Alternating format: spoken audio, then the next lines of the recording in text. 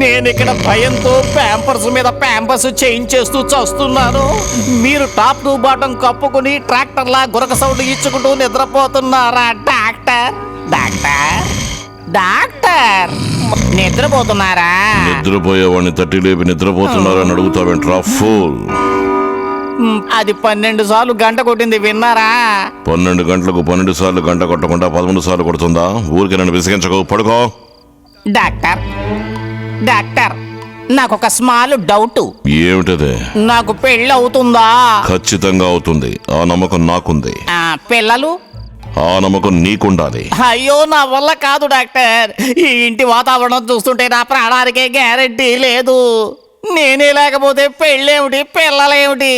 అంతేకాదు డాక్టర్, ఆ అద్దంలో నా బ్యూటిఫుల్ ఫేస్ చూసుకున్నా సరే డ్రాకులా అలా కనపడుతోంది డాక్టర్.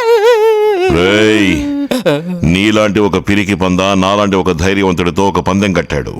ఏమని? అర్ధరాత్రి ఒక్కడివే శ్మశానానికి వెళ్ళి సమాధి పైన ఒక మేకు కొట్టగలవా? కొడితే సరిపోయేదిగా, సమాధికే మేకు కొట్టాలా డాక్టర్?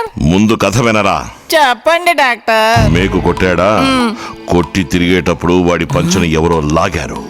అది ఖచ్చితంగా ఆడదైవై ఉంటుంది. కాదురా, భయంలో మేకుని కొట్టేటప్పుడు పంచుతో చేర్చి మేకు కొట్టాడు. దెయ్యం ఉంది అనుకుంటే ఉంటుంది, లేదనుకుంటే లేదు. ఇప్పుడు దెయ్యం ఉందా లేదా కన్ఫర్మ్ గా బెడ్షీట్ తీసి చెప్పండి డాక్టర్. ఎంతవరకు నాకు స్టోరీని నెరేట్ చేసింది ఎవరు? నన్ను ఒంటరిగా వదిలి వెళ్ళిపోయారా డాక్టర్? ఎందుకు అలా అరుస్తున్నావు? ఒక మనిషి పడుకున్నట్టుగా దిండ్లు సెటప్ చేసి దాని మీద బెడ్షీట్ కప్పి ఎందుకు నన్ను భయపెడుతున్నారు? ఎందుకంటే ఒకవేళ రాత్రి నాగవల్లి నా రూమ్ కొచ్చి గొంతు పట్టుకుని పిసికేస్తే, అందుకే ఈ ప్లాను. ఒకవేళ మీరు దొరక్కపోతే? నువ్వున్నావు కదా. అప్పుడు ఆ కథలో దయ్యం లేదన్నారు, ఇప్పుడు ఉందంటున్నారు. కథలో లేదన్నాను.